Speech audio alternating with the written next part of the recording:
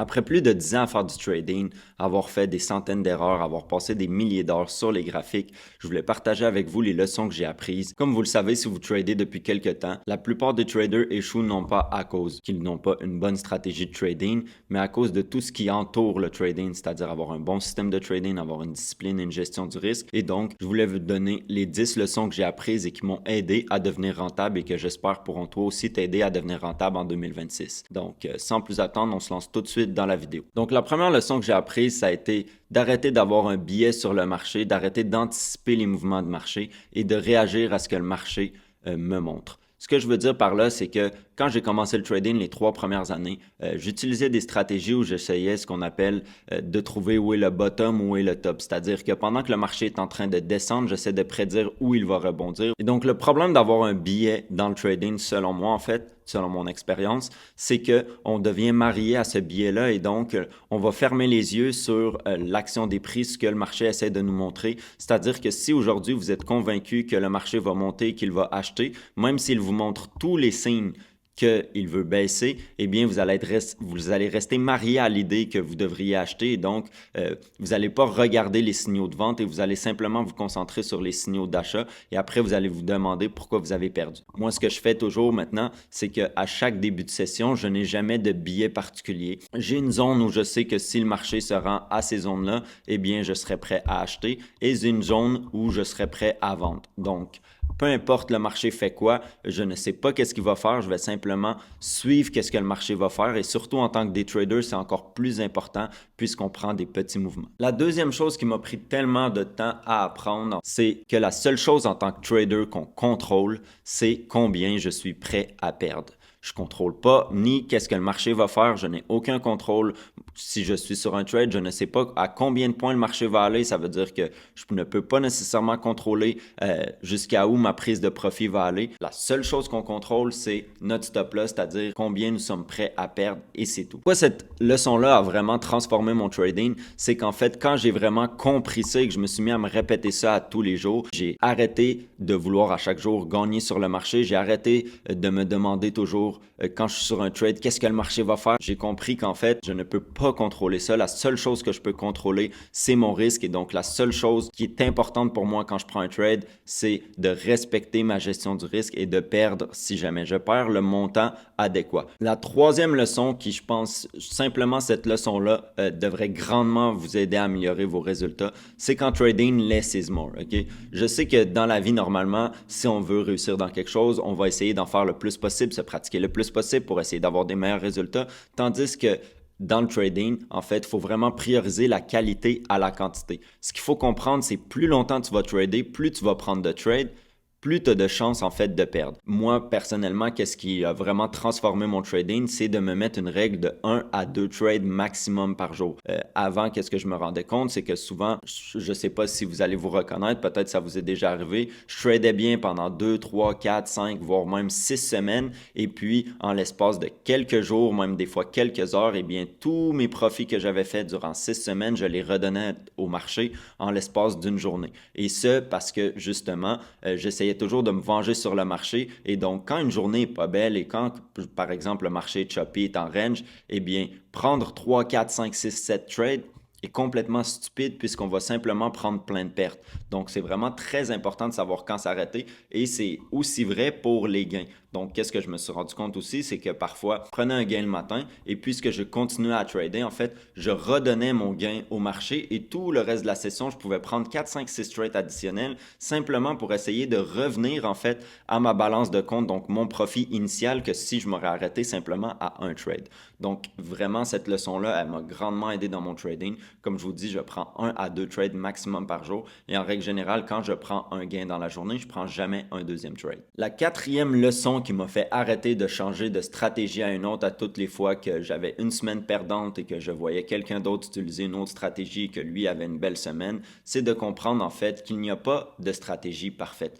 toutes les stratégies sont bonnes. Je sais que des fois sur les réseaux, peu importe, certaines personnes, ils vont vous dire ah non, moi ma stratégie elle est meilleure qu'un autre. La réalité, c'est que toutes les stratégies sont bonnes. C'est le même principe que on parle de faire de l'argent. Quelqu'un qui a fait son argent avec l'immobilier va vous dire que le meilleur investissement au monde, c'est l'immobilier. Quelqu'un qui a fait son argent avec la crypto-monnaie va vous dire que le meilleur investissement, c'est la crypto-monnaie. Quelqu'un qui a fait avec la bourse, il va vous dire que c'est la bourse, etc., etc., etc. Dans le trading, les stratégies, c'est la même chose. Mais la leçon, en fait, que je veux vous apprendre de ça, c'est que ce n'est pas toutes les stratégies qui sont bonnes pour vous. En fait, moi, avant, j'essayais simplement, je trouvais un bon trader sur les réseaux sociaux, je trouvais qu'il y avait des bons résultats, je trouvais qu'il y avait un style de vie qui me parlait et surtout, je trouvais qu'il y avait des résultats sur lesquels je voulais avoir ces résultats-là. Et donc, je lui écrivais, je prenais sa formation, etc. Puis je commençais à trader sa stratégie. Et j'ai fait ça pendant 3 ans avec plusieurs mentors. Puis comme je vous dis, je ne vais jamais cracher sur aucun de ces mentors-là parce que je sais qu'ils faisaient de l'argent dans le trading. Ce n'était pas des scammers ni quoi que ce soit. C'est juste que la plupart, c'était des swing traders. Et en fait, leur style de trading n'était pas adapté à ma personnalité. Donc, vraiment, qu'est-ce qui est important, c'est de trouver quel type de personne vous êtes. Trouver vos points forts et vos points faibles. Comme par exemple, moi, je sais que je suis quelqu'un d'un peu impatient, donc je suis moins patient que la normale. Oui, j'ai travaillé là-dessus, j'ai plus de patience qu'avant, mais ça reste que j'ai un peu moins de patience. Par contre, dans mes forces, eh bien, j'ai un goût du risque, j'adore l'exécution rapide. Et une autre de mes faiblesses, en fait, c'est que je suis quand même un mauvais perdant. Donc, qu'est-ce que j'ai fait? Eh bien, je me suis trouvé une stratégie de trading, un système de trading adapté à ma personnalité. Ça veut dire que moi, personnellement, je priorise gagner beaucoup, donc un gros win rate à un gros risque ratio. Car vous savez, si on prend du 1 pour 1, on va automatiquement plus gagner que si on prend du 4 pour 1 en fait. Donc, c'est simplement normal. Le marché fait moins souvent des gros mouvements. Est-ce que ça veut dire que le 4 pour 1 est moins rentable que le 1 pour 1? Non, vraiment pas. Ils sont autant rentables l'un que l'autre. Peut-être même que des fois, il y en a un qui va être plus rentable que l'autre. Là n'est pas la question. C'est que le 4 pour 1, en fait, va me donner trop de pertes et donc je ne serai pas capable de suivre ce système-là pour arriver à être rentable. Et j'ai priorisé le day trading slash scalping car prendre des positions et les garder pendant plusieurs jours, voire plusieurs semaines, eh bien, c'était pas fait pour mon type de personnalité. Donc, très important de vous connaître en tant que personne et puis d'ensuite d'essayer de trouver une stratégie qui va aller avec la personnalité que vous avez. La 5e leçon, ça va être de comprendre en fait que tout ce qui vous arrive est 100% de votre faute. Vous devez prendre vos responsabilités. Je sais, c'est facile de blâmer le marché. Des fois, c'est facile de dire « Ah, mais j'avais pas vu, il y avait une news. Ah, mais si ou mais ça. » Mais vous devez vraiment assumer à 100% que tout est de votre faute. Mais pas juste vos erreurs, vos gains aussi. Donc, vous devez comprendre que vos erreurs, vos gains, tout est grâce et à cause de vous. Et quand on comprend ça, on comprend en fait que, eh bien, on a 100% le contrôle de notre vie, on a 100% le contrôle de notre carrière de trading. Donc, si vous n'êtes pas là où vous devez être, ce n'est pas à cause de personne d'autre, ce n'est pas à cause du marché, ce n'est pas à cause que vous avez de la malchance, c'est à cause de vous-même. Et donc, quand on comprend ça, on peut changer parce qu'on comprend qu'on a le contrôle en fait de changer notre trading. La 6e leçon, qui est une leçon assez dure à comprendre, surtout quand on commence dans le trading, c'est que ton objectif numéro 1 en tant que trader ne devrait pas être de faire de l'argent, mais de protéger ton capital avant tout. Puis je sais que ça, c'est quelque chose de très dur à faire. C'est facile à le dire, mais c'est très dur à faire.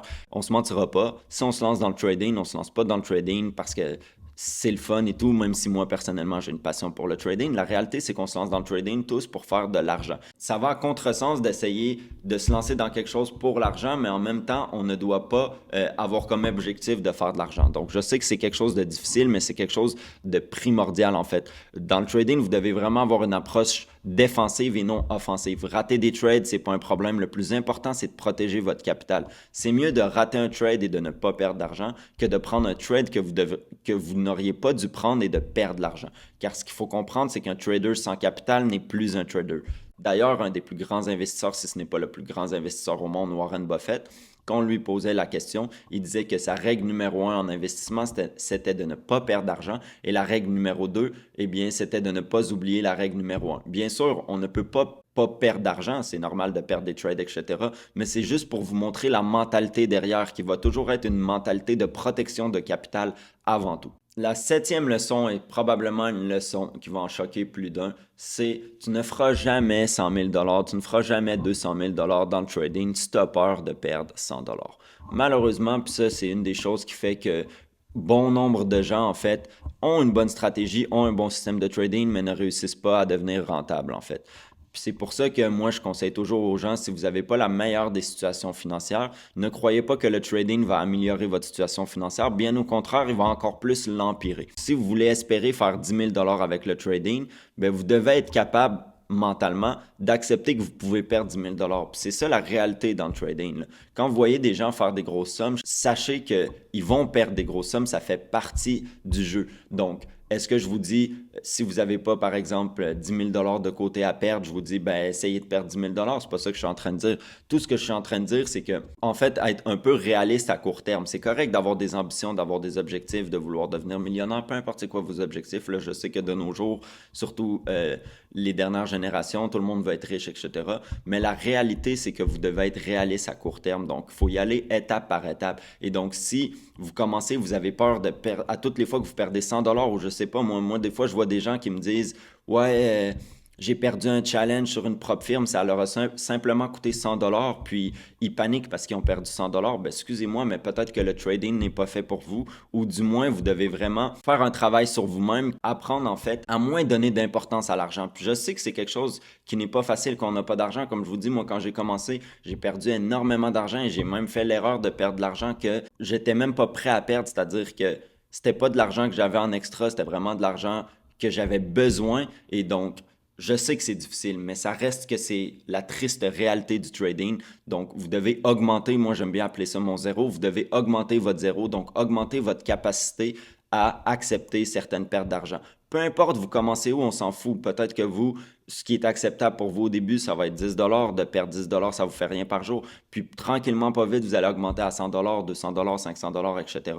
Mais croyez pas que si en ce moment vous avez peur de perdre 100 que par magie, vous allez réussir à faire 50, 60 000 parce que la réalité, c'est que c'est faux. Pour faire des sommes comme ça, il va falloir que vous deveniez acclimaté à perdre des sommes extrêmement grosses. La leçon numéro 8, qui est un peu une leçon, on va dire, controversée, mais que personnellement, elle a changé mon trading, c'est prendre les que le marché vous donne. Ce que je veux dire par là, c'est que le risque ratio, là, pour moi, c'est une des plus grosses arnaques qu'il y a sur les réseaux sociaux. Je vais vous expliquer pourquoi. C'est que avoir un risque ratio fixe, je sais que les gens, ils vont se dire, ah, moi, je prends du 2 pour 1. Non, moi, ma stratégie, je prends du 5 pour 1, etc.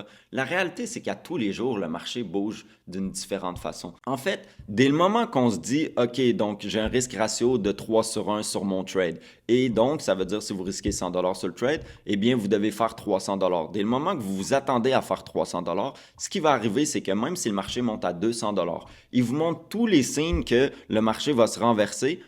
Puisque dans votre tête, vos attentes, c'est de faire 300 il va se passer quoi? Eh bien, vous allez perdre le trade et soit vous êtes à break-even, donc vous allez simplement perdre votre gain de 200 ou des fois même encore pire, vous allez perdre votre gain de 200 mais puisque vous risquiez 100 sur le trade, ça va toucher votre stop loss. Et donc là, vous vous retrouvez à perdre 300 parce que vous avez perdu un gain potentiel de 200 plus 100 Donc moi, ce que j'aime faire, c'est vraiment je n'ai pas de risque ratio précis. À chaque trade, en fait, je vais simplement évaluer ce que le marché fait, c'est-à-dire que j'ai des zones de take profit. Puis une des choses qui peut vraiment vous aider dans vos prises de profit, sécuriser des profits tout le long que le marché vous donne raison.